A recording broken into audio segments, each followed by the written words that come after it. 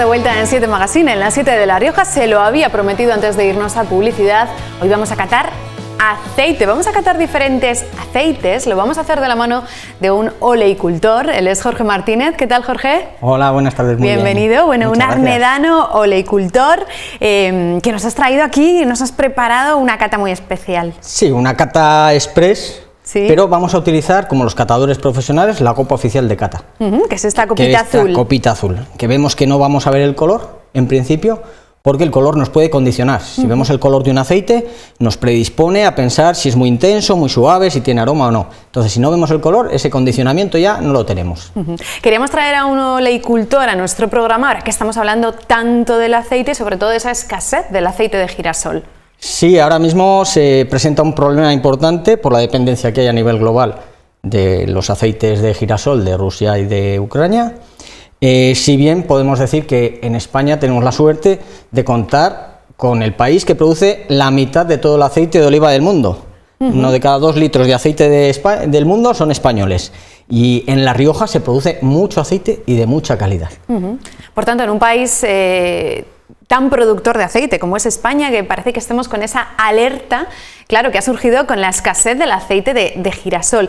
Y hay muchos que hablan de lo que podría ser un sustituto, que es el aceite de orujo. ¿Qué es este aceite de orujo? Sí, pues mira, el aceite de orujo es, dentro de los aceites de oliva, uno más, pero digamos que no es el de máxima categoría. Por eso se habla de él como sustituto del de girasol, porque es el que nos puede servir para frituras, para cocina y demás. De hecho, hace ya como 4 años que iniciaron la Asociación de Productores de Aceites de Orujo a nivel nacional una campaña de potenciación y de investigación sobre las cualidades de este tipo de aceites. Lo que podemos saber, o lo que sabemos, es que a nivel de ácidos grasos, que es el 98% de los constituyentes de un aceite, el aceite de orujo es igual que el del resto de aceites de oliva. Pero ese 2% que no tiene el aceite de orujo sí que es muy diferente y es lo que marca la categoría y la calidad en los aceites de oliva. Tenemos. Sí, eso te iba a preguntar, Jorge, ¿cuál es esa categoría que establecemos en los aceites? Pues las categorías son, si cogemos la fruta fresca, sana, la llevamos a la almazara, al trujal que llamamos en nuestra zona, lo procesan y obtenemos el aceite, obtenemos aceites vírgenes extra. Podemos ver, por ejemplo, aquí, un virgen extra tiene color, tiene aroma, tiene sabor, y eso es porque se ha trabajado bien en la almazara. Ese sería el de máxima categoría, aceite de oliva virgen extra, el aceite de oliva con apellidos, virgen extra. Segunda categoría, virgen. ¿Qué quiere decir? Que tiene un solo apellido, entonces quiere decir que tiene una categoría menos, y es ese aceite que tiene algún pequeño defecto, pero todavía se consume como si fuese un zumo natural. Y luego tendríamos otros aceites que se llaman lampantes, que se producen en las almazaras, muy pocos en La Rioja, prácticamente no se produce ninguno.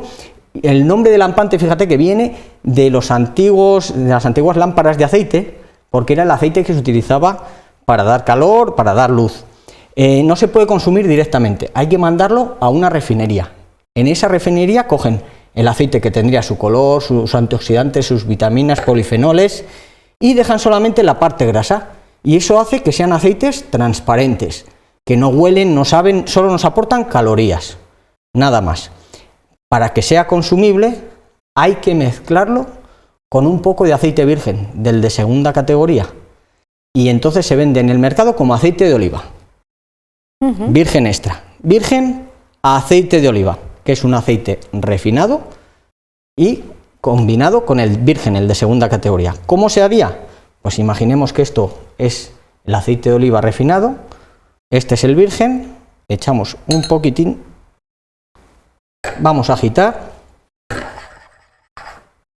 ya le hemos dado un poquito de color, un poquito de aroma y un poquito de sabor, y esto se vende como aceite de oliva. Este sería, por ejemplo, el 0,4 que llamamos, y para que fuese un grado, lo que haríamos sería coger nuevamente el aceite virgen, echamos un poco más, agitamos de nuevo, le hemos dado un poquito más de color, un poquito más de sabor, y va a ser el aceite de oliva de 1 grado. Virgen extra, máxima categoría. Virgen, segunda categoría. Oliva, el siguiente. Y luego tenemos los de orujo. ¿Qué son los de orujo? Vamos a ello. Fíjate que los de orujo no se obtienen en la almazara. Son los residuos, los alperujos, la mezcla de aguas, de huesillos, de pulpa que nosotros desechamos en las almazaras, se manda a una extractora de orujo. Esa extractora lo que va a hacer va a ser secar esa pasta, calentarla, mediante hexano y otros disolventes orgánicos, extraen el aceite, la grasa, luego hay que destilar para que salga los disolventes por un lado, el aceite por otro, y ese aceite se llama aceite crudo de orujo, no se puede consumir. Hay que llevarlo a una refinería nuevamente. En esa refinería le vuelven a quitar todo lo malo, pero también le quitan todo lo bueno. Y dejan a una grasa neutra que no sabe, no aporta, pero sí tiene unas propiedades mejores a nivel de ácidos grasos que las que tienen el resto de aceites. Aquí podríamos entrar a hablar con mucho tema de cuál es esa composición que los médicos nos dicen que es la mejor. Nos recomiendan sobre todo los médicos el aceite de oliva por el contenido de ácido oleico, que es el mayoritario. En todos los aceites de oliva, incluido el de orujo, eso se comporta igual. A diferencia de los aceites de semillas. Los aceites de semillas, el de girasol, el de maíz, el de lino, el de colza, todos tienen mayoritariamente otros compuestos que se llaman ácidos grasos insaturados, pero no monoinsaturados, como el oleico, sino diinsaturados o poliinsaturados. Esto ya es hablar de otros temas más, pero bueno, seguramente haya espectadores que sepan de lo que estamos hablando. Y lo que sucede con esos ácidos grasos es que se descomponen más fácilmente, es decir, se oxidan antes, no aguantan tanta temperatura y por eso son peores para cocinar que los aceites de oliva. Y a la hora de esas frituras, porque desde luego la hostelería está mirando muy de cerca este aceite de orujo como bueno sustituto de este aceite de girasol. Sí. Nosotros obviamente recomendamos siempre o vírgenes extra, pero si hay que hablar de economía, obviamente el de orujo es el más económico de todos los aceites de oliva. Económicamente, respecto aceite de girasol, aceite de orujo, pues yo creo que están casi a la par, un poquito por encima, un poquito más caro, el de orujo.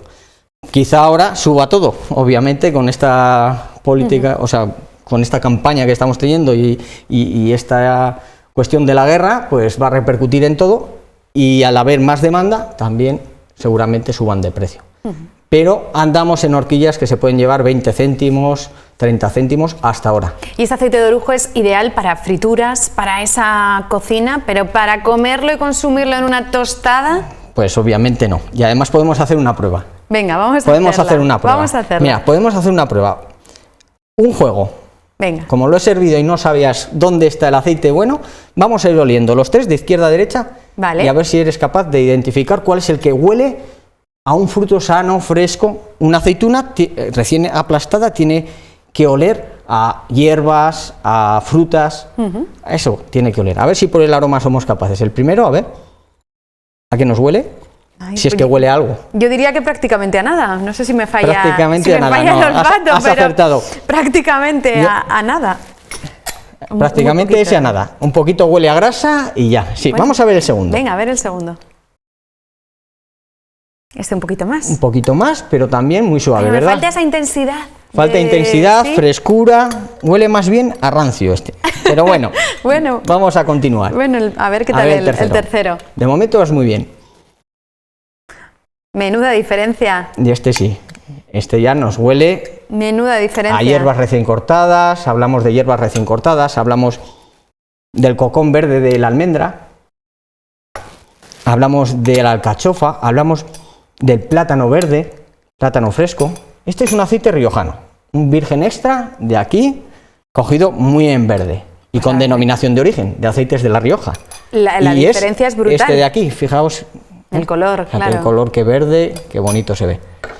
Claro, eso a la hora de cocinar, hay cocineros que dicen, oye, pues este para cocina no lo quiero porque es demasiado intenso. Pues estos los dejamos, los de más calidad, para ensaladas, para tostadas, para consumir en crudo o para adornar un plato, porque con el color de los aceites también podemos adornar platos. Y estos otros, el similar al de orujo sería el del medio. Que si vemos nos recuerda a una grasa que tiene algo de aroma, que puede tener sabor. También podemos catar probando el aceite. De hecho, los catadores tenemos que oler y tenemos que catar con el gusto y el retrogusto, igual que los vinos, igual que otros alimentos. En este caso, de momento no lo vamos a hacer, pero sí que esos aceites más suaves pueden ser más indicados para frituras, porque unas que son más económicos y obviamente Dos, los comportamientos en cocina sí que se están estudiando y son buenos. No llegan a la altura de un virgen extra, pero siguen siendo buenos. Y lo que sí podemos hacer es el truco que tenían las abuelas cuando cocinemos con aceites. Sobre todo yo recuerdo que cogía un trocito de pan, lo echaba en la sartén, y lo que sucede es o en la sartén o en la freidora, y si el aceite, o sea, el pan va al fondo, quiere decir que el aceite está frío. Si el pan baja un poquito y enseguida sube, quiere decir que está en su punto. Y si el pan no baja y se empieza a tostar rápido, eso quiere decir que está demasiado caliente. Ajá. Eso es un truquito de abuela, ¿no? Bueno, pues ahí apuntamos también. Y vaya diferencia y vaya lujo pensar que este tipo de aceites son los aceites que se producen en La Rioja. Sí, la verdad que... La suerte de tenerlo aquí, ¿no? Tenemos la suerte, y yo siempre invitamos a todo el mundo a que tenemos la suerte de tener trujales en toda La Rioja, desde Ollauri hasta el Faro. O sea, casi Aro hasta el Faro tenemos trujales que elaboran y comercializan aceites de muy alta calidad, y tienen los aceites de alta gama, como puede ser este, en el que se hacen aceites de ediciones limitadas, pero también tienen otros de garrafas para un consumo más diario, y que son igualmente buenos, saludables, nos van a aportar, además de vitaminas, vamos a disfrutar con ellos, con el aroma, con el sabor. Y cuando freímos alimentos hay una cuestión, y es que si alguien coge cualquier fritura que vaya a hacer, unas patatas fritas, lo haces con cualquier tipo de grasa, y lo que sucede es que penetra más aceite en lo que estamos friendo. En el alimento, sí. Mientras que con un aceite de oliva, los estudios lo que nos dicen es que se crea una costra alrededor, lo hace más crujiente, con lo cual luego sabe mejor, y además penetra menos aceite, con lo cual te llevas menos grasa. Por eso se dice que el aceite de oliva virgen extra, sobre todo, cunde más. Es que lo hemos podido ver aquí, esa parte de esa grasa, ¿no? que lo veíamos en el de girasol, que no tiene nada que ver con el... Ahora ya lo hemos camuflado. Con el virgen extra, ¿no? Que la diferencia es notoria. Un juego muy bonito, mira, aquí que teníamos el de girasol, que sería el equivalente a un refinado. Si lo echamos, vamos a ver que realmente es transparente, que no aporta nada de color.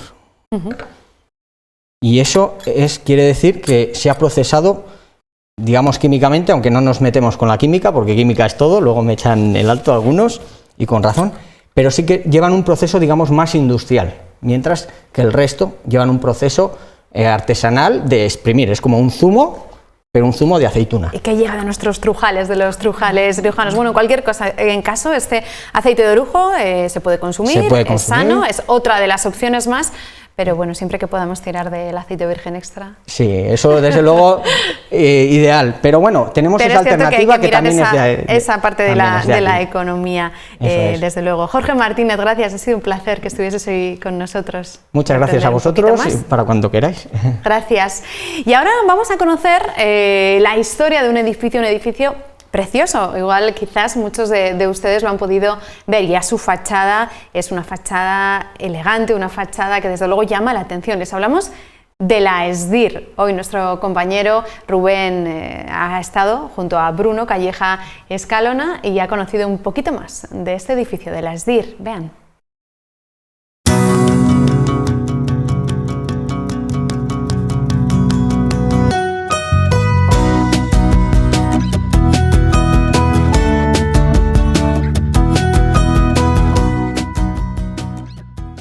Hola, ¿qué tal, Bruno? Una semana más. ¿A dónde me has traído y qué edificio vamos a ver hoy? Porque esto es una majestuosa fachada. Cuéntanos, te voy a dejar a ti hoy que introduzcas el reportaje. Vale, pues bueno, hoy estamos en la Escuela Superior de Diseño, conocida como SDIR, antigua Escuela de Artes y Oficios, también conocida como la Industrial.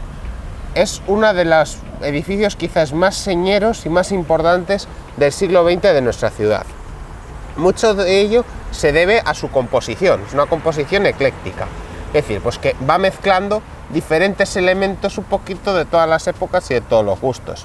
Vemos piedra en el primer nivel, ladrillo en el resto de la fachada y sobre todo salpicados azulejos, estos azulejos que recogen un poco pues esas artes y oficios que se enseñaban en esta escuela pues en aquellos momentos y que se siguen enseñando, porque hemos de reseñar que bueno, este edificio se inauguró en 1925, como luego explicaremos, pero se sigue manteniendo con su uso como escuela y sigue conservando muchos de esos elementos pese a todos los avatares históricos que ha tenido. ¿Y qué elementos así concretos podemos encontrar aquí en esta fachada? Pues hombre, miraremos rápidamente, se nos irá sobre todo a los azulejos, a lo que es a esa escuela de artes industriales, de artes y oficios.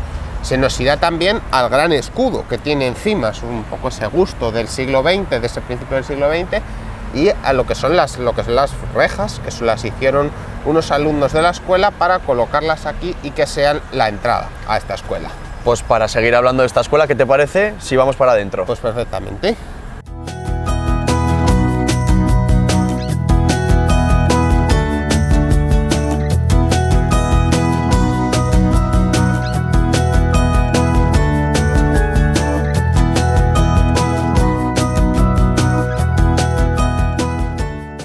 Y Bruno, estas escaleras que estamos subiendo ahora mismo, ¿no?, son las principales de esta escuela de artes. Correcto, pues sí, es el punto donde confluyen las dos alas del edificio y es el punto por donde se entra.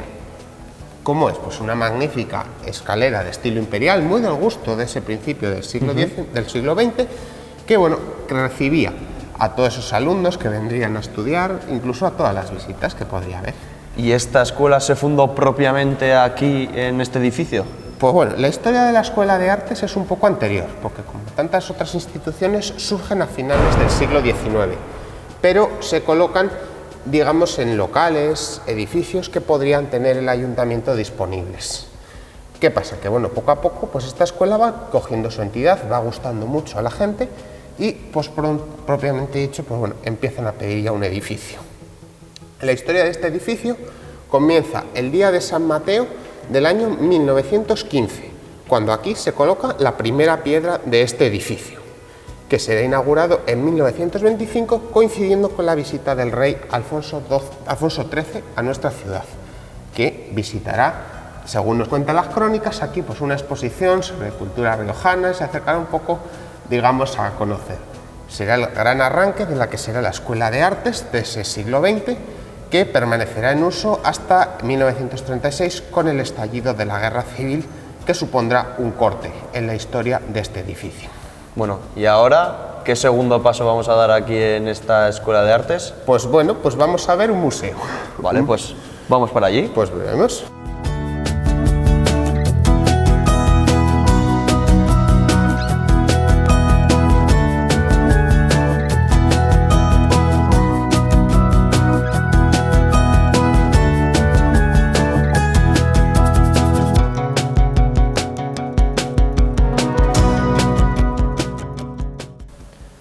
Has hablado de museos, Bruno.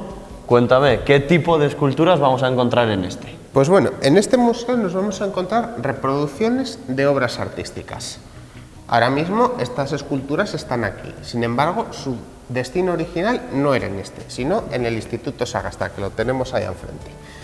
¿Cómo surge esta idea? ¿Por qué surge este museo? Pues este museo surge por la necesidad de traer a Logroño esas obras de arte universal.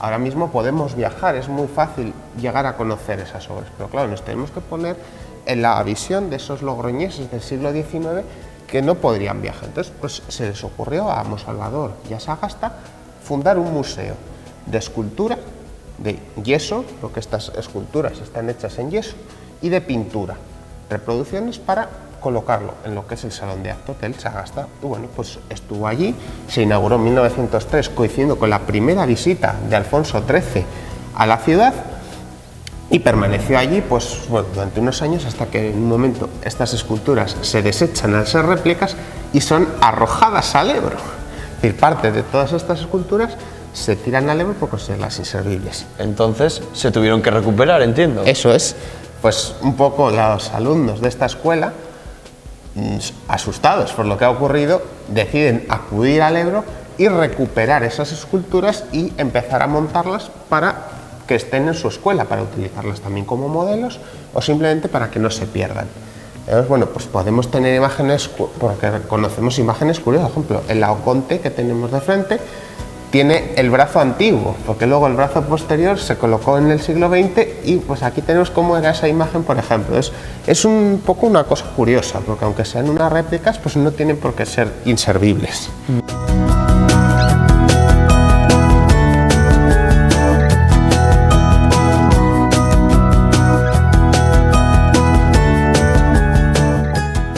siguiendo en la línea del tiempo, la guerra civil influyó también a este edificio. Pues sí, le influyó bastante. Hemos dicho que bueno, la historia de este edificio en el año 36 pues era una gran pujanza, era una gran escuela.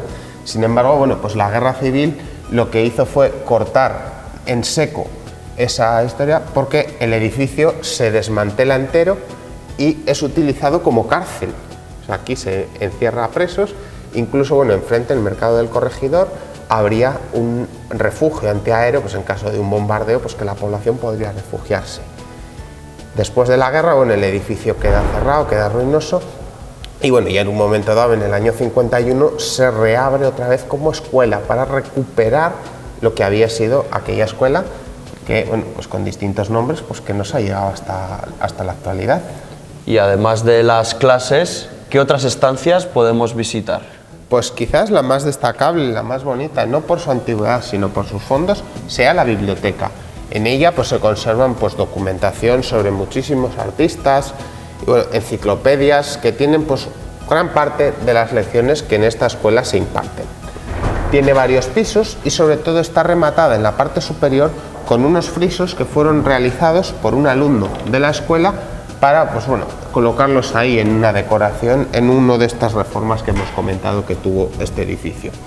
Y que hemos mencionado antes del museo, una de las esculturas más icónicas, cuéntame, ¿cuál es? Pues precisamente la que más cerca tenemos, el sepulcro de San Millán de la Cogolla, una de las más bonitas porque bueno, representa lo que es la imagen yacente del santo y bueno, pues que fue rehecha también para colocar en este museo. Y además tenemos que hablar también, Bruno, ¿no?, de los azulejos que componen este circuito por el que estamos andando. Pues sí, eso es, bueno, pues son elementos originales, no el suelo, pero sí los azulejos que fueron colocados pues para darle esa belleza que tiene junto con las yeserías. Con las yeserías las hemos perdido, solamente las conservamos en el salón de actos. Y bueno, pues sí, le dan un aire, pues nos sigue recordando a esas escuelas de principios del siglo XX, nos da ese toque.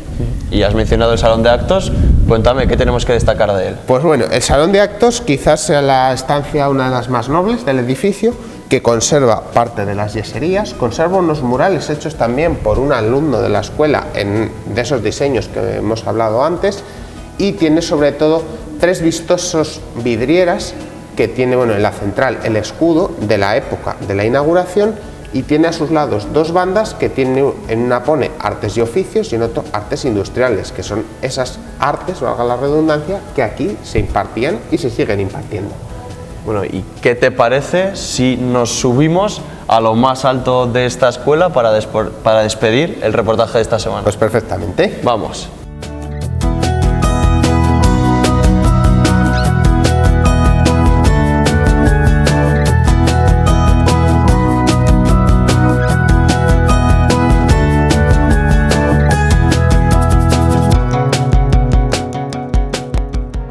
Comenzábamos el reportaje con escaleras y lo vamos a terminar también con escaleras. Pues cuéntame. Sí. Bueno, pues subimos por la escalera, unas escaleras secundarias, que es mucho más estrecha, con unos barandados pues, de forja también. Pero bueno, pues son estas escaleras que servían pues para dar un servicio para acceder. Porque claro, aquí arriba también, en el último piso, había clases, había un pasillo, había elementos. Y es original. Eso es.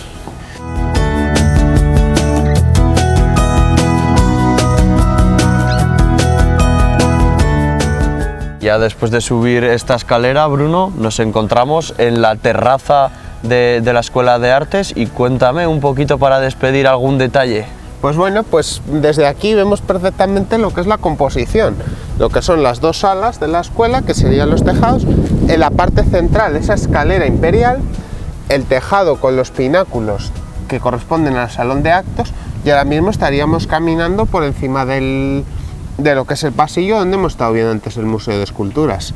Hemos de señalar que aquí arriba todavía quedan aulas, porque hay una clase de cerámica y que todavía tiene un uso, y bueno, pues desde aquí pues podemos ver también los pinos que tienen ahí esa imagen, que aunque en origen no estaban, pero bueno, y bueno, pues podemos ver pues, los tejados de los nuevos edificios. Y es decir, que tiene la misma composición aquí arriba que en el interior. Eso es, sí, bueno, aquí está un poco más retranqueado, porque aquí digamos que el pasillo lo tenemos por fuera, porque adentro son clases, pero bueno, pero tenemos por lo que son los distintos elementos que hay. Y bueno, pues desde una vista completamente diferente. También podemos ver perfectamente la decoración de los pasillos y bueno, pues nos hacemos una idea y sobre todo pues tenemos un punto diferente de vista de lo que es la escuela. Pues con este punto diferente de vista vamos a despedir el reportaje de esta semana y hasta la semana que viene, Pues Bruno. hasta la semana que viene. Un placer.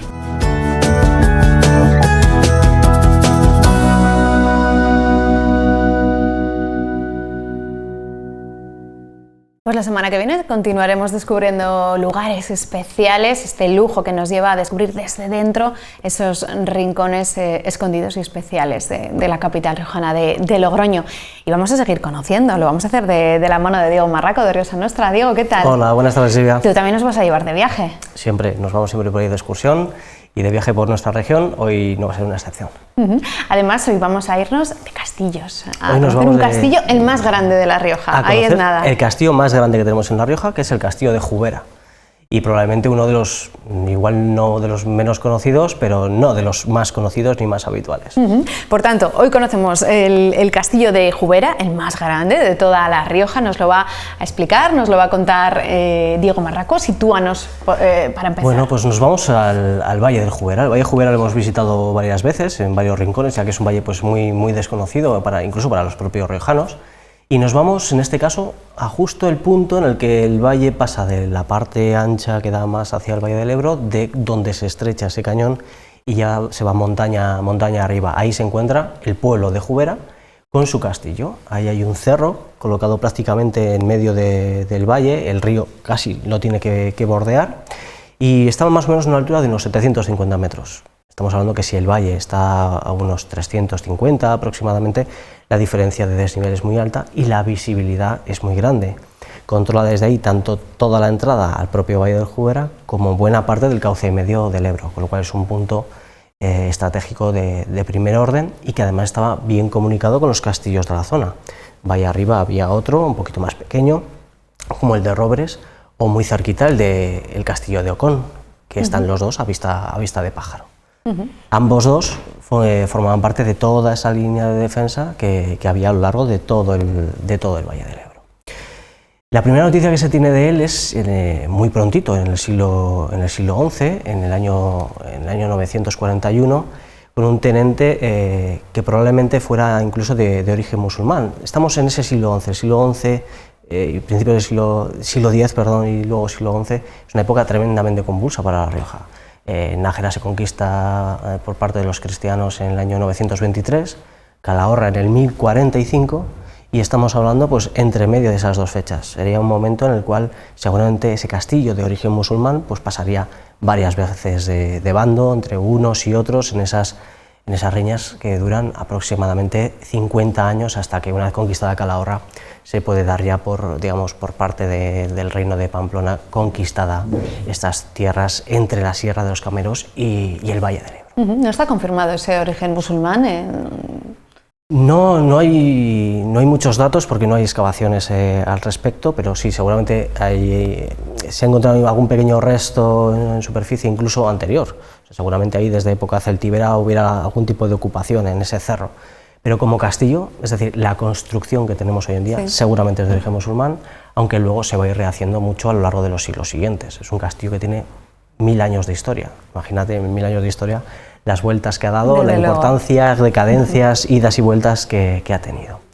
Una vez este castillo ya pasa a manos de lo que sería luego el futuro reino de Nájera, queda en manos del reino de Nájera hasta la desaparición de este reino. Estamos hablando ya de finales del siglo XI, momento en el cual asesina a Sancho Garcés, el de Peñalén, lo tiran por un barranco en Funes, en Navarra, y ese momento lo aprovecha, ese momento de crisis lo aprovecha Alfonso VI de Castilla para hacerse con las tierras riojanas y ya siempre esta zona del Ebro se quedará en el reino de Castilla. En ese momento pasa a ser un castillo castellano del reino de Castilla. Pero será muy importante porque toda la orilla de enfrente del Ebro seguirá siendo reino de Navarra, con lo cual será uno de esos castillos que tendrá vigor e importancia militar durante prácticamente otros 500 años más. Incluso cambiará de manos. Los navarros incluso llegarán a conquistarlo en alguna ocasión durante mucho tiempo, como por ejemplo en el siglo XIII hay una minoría de edad de Alfonso VIII En ese momento de crisis los navarros lo aprovechan pues, para tomar posiciones al sur del Ebro, aunque finalmente pues, otra vez será reconquistado. Esto también hace referencia pues, a lo convulsa que fue pues, la Edad Media en La Rioja, una tierra de paso, la gente que viene del este, del oeste, del norte y del sur, y el castillo pues, también forma parte pues, de esas idas y venidas de la Edad Media. De esas confluencias. Decíamos que es el más grande de La Rioja. ¿De qué dimensiones estamos hablando? Bueno, estamos hablando de un castillo que tiene 4 recintos de muralla. Solo hablando de esto en metros cuadrados hablamos del más grande de La Rioja. Y además es muy difícil de describir, lo estaréis viendo en las fotos, es muy difícil de describir porque no tiene una forma exacta. Se adapta muy bien al cerro y a los diferentes peñascos que tiene ese cerro, con lo cual tiene una forma muy indefinida.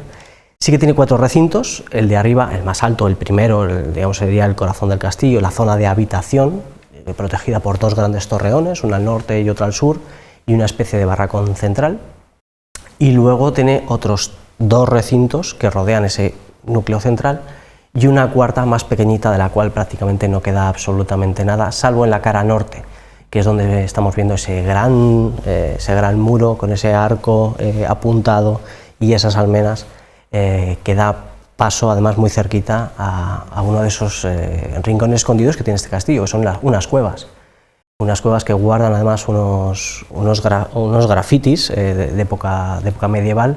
Y yo no las he recorrido, pero cuentan los del pueblo que tienen aproximadamente 150 metros de desnivel y puedes acabar desde esas cuevas dentro del castillo hasta el río Jubera, y que en sus tiempos era utilizado pues, en momentos de asedio para poder bajar a por agua o escaparte en momentos de dificultad, poder escapar de ese castillo. Estamos conociendo un poquito más de este castillo, el más grande de La Rioja, y desde luego las vistas también son unas vistas. Bueno, las vistas son increíbles, por eso está colocado ahí, luego. Porque tienes una capacidad de dominar ese espacio enorme y ver si viene cualquiera, tanto del este como del oeste, como desde el norte. El castillo, decía, pasa a diferentes manos, pero ya acabada casi la Edad Media, pues acaba en manos de don Álvaro de Luna. Don Álvaro de Luna quizá hablaremos algún día, si hablamos de Cornago algún día, porque el castillo de Cornago pertenecía a don Álvaro de Luna. Hay que hablar. Don Álvaro de Luna es uno de esos grandísimos personajes de la historia de España y del Reino de Castilla, de ese siglo XV, condestable de Castilla. Pues bueno, acaba en sus manos Juan II de Castilla en 1420. Se le da a esta familia, a don Álvaro de Luna, y serán los Luna los dueños de este castillo hasta que desaparezcan los señoríos ya en el siglo XIX. ¿Qué sucede con este castillo en realidad? Que a partir de 1512 Navarra se incorpora a España, con lo cual esa frontera que forma el río Ebro deja de existir y la defensa de esa frontera y estos castillos también dejan de tener importancia, con lo cual a lo largo de prácticamente 300 años el castillo va paulatinamente perdiendo importancia hasta prácticamente quedar desaparecido y en la ruina. Pero siempre hay guerras nuevas, y en el siglo XIX, nada más y nada menos que casi 400 años más tarde, hay una guerra, que es la guerra carlista. En 1833, las guerras carlistas hacen que este castillo vuelva a ser ocupado, vuelva a ser reconstruido de forma muy rápida y muy precaria. De hecho, estaréis viendo en las fotos seguramente algunas pequeñas aspilleras muy chiquitinas en alguna de las fotos, esas de la parte que se reconstruye en el 19 a toda prisa para poder vigilar a los carlistas que estaban en la zona de Navarra y de esa manera controlar de nuevo el territorio en una nueva guerra, casi 400 años más tarde. Una vez pasada esa guerra carlista, el castillo volverá a caer en el olvido hasta el día de hoy. Hoy en día es un castillo que está en manos privadas. Esto es una cosa muy curiosa, casi todos los castillos de España son privados, porque en los años 60 el Estado, buscando dinero, hizo una subasta.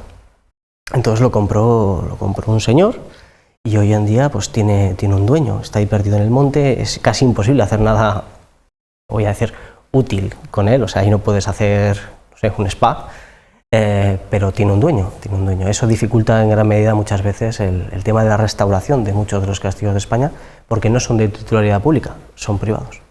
En el caso de este castillo es muy representativo gráficamente cuando se plasman imágenes La Rioja, el castillo de Jubera siempre está ahí, al fondo. Sí, probablemente sea una de esas imágenes icónicas sí. de La Rioja, uno de esos... no sé, una de esas imágenes que en la retina de los riojanos siempre está grabada, sobre todo porque cuando avanzas por el valle lo vas viendo encima del monte, poco a poco te vas acercando y de lejos no da la sensación más que de ser un pequeño castillo, pero a medida que te vas acercando pues va apareciendo esa enorme mole. O sea, es un edificio, es un castillo de dimensiones muy considerables. Sí que es verdad que su estado de conservación y en parte el hecho de cómo está construido, no está construido con grandes piedras de sillar bien escuadradas, sino que está hecho de una forma bastante más precaria, está hecho de mampostería, de piedra y cal, hace que, bueno, pues que esa conservación sea mucho más difícil, que hoy en día pues, su estado de conservación pues, sea complicado. Pero bueno, eso no quita para que meterse en una inversión de restaurar un castillo así es casi imposible, pero sí, digamos, arreglar esas pequeñas partes que se van deteriorando y evitar que se pierdan, sí que es una cosa factible. Un castillo en manos privadas desde los años 60, decías. Sí, en los años 60 lo compra un señor que se llama Rodríguez y bueno, hoy en día es su hijo quien es el dueño del castillo, un señor que debió vivir en Alemania muchos años y bueno, es el dueño del castillo.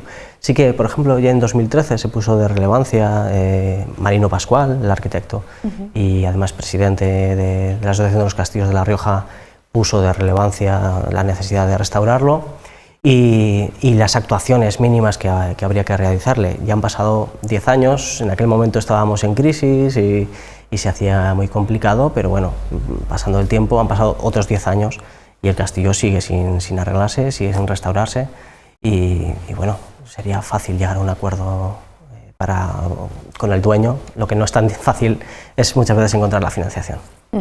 Bueno, pues hemos querido conocer un poquito más de este castillo, del castillo de Jubera, que desde luego es un referente icónico de La Rioja cuando se habla de nuestra comunidad. Vamos a ir con más asuntos, siempre hablamos de asuntos también de actualidad, viajamos al pasado, pero también al presente, a la actualidad de la semana. Siempre nos toca volver a la actualidad, aunque no queramos. Desde luego. Vamos a estar en dos municipios, Villamediana y Nalda. Pues vamos siempre con la noticia buena y con la noticia mala. Venga, hoy hay una de cada. ¿Hoy con qué vamos? ¿Con la buena o con la mala primero? Venga, Villamediana. Venga, con la mala. Bueno, nos vamos a Villamediana. En Villamediana ya hemos hablado varias veces de la Casa de los Monjes, en Villamediana. Dimos hace unos meses la buena noticia de que el Ayuntamiento la había comprado para rehabilitarla. Lo que nos hemos encontrado es con la mala noticia que ha supuesto la rehabilitación de la Casa de los Monjes.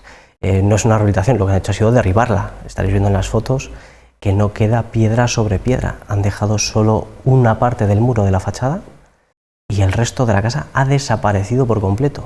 Piso superior, paredes laterales, el interior es un auténtico solar. Y esto es lo que el Ayuntamiento de Villamediana entiende por rehabilitación o por arreglar algo. Bueno, espero que no se metan a mecánicos porque iban a dejar los coches que iba a dar gusto verlos. No hay por dónde cogerla, así que lo que en un principio podía haber sido una gran noticia y una buena noticia se ha convertido en la destrucción de un elemento patrimonial de los cuales además Villamediana no anda especialmente sobrada.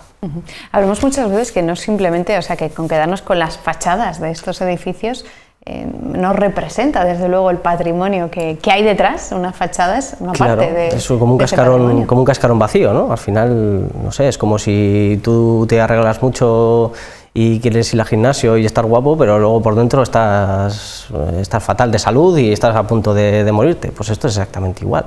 Tan importante es la fachada, lo que muestras al exterior de un edificio, como lo que tiene dentro, ¿no? Y tanto valor tiene una cosa como la otra. Pero es que en este caso además es especialmente flagrante, es que no han dejado absolutamente títere con cabeza. Bueno, pues ahí está esa Casa de los Monjes de Villamediana.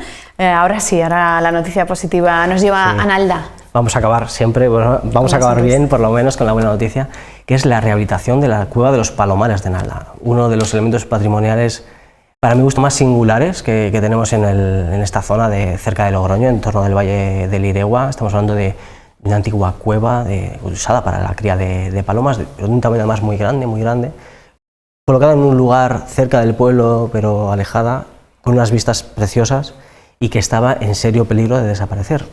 En parte porque la conservación de estos espacios es muy complicada.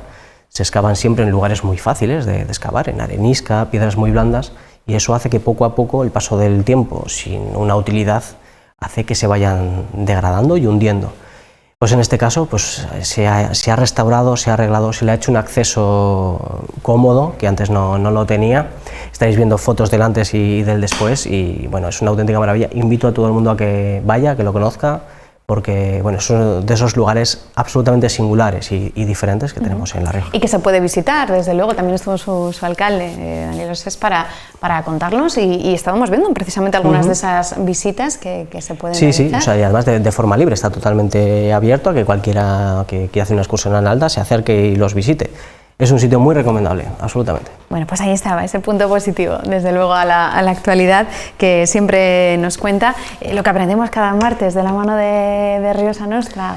Bueno, pues por lo menos a tratar de descubrir y de entender un poquito mejor nuestra región y siempre lugares que uno puede ir a visitar y conocer, fáciles de acceder.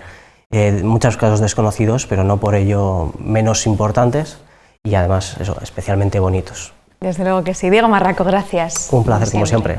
Vamos a hacer una pequeña pausa y estamos de vuelta enseguida aquí en 7 Magazine, en la 7 de La Rioja. Los espero hasta ahora.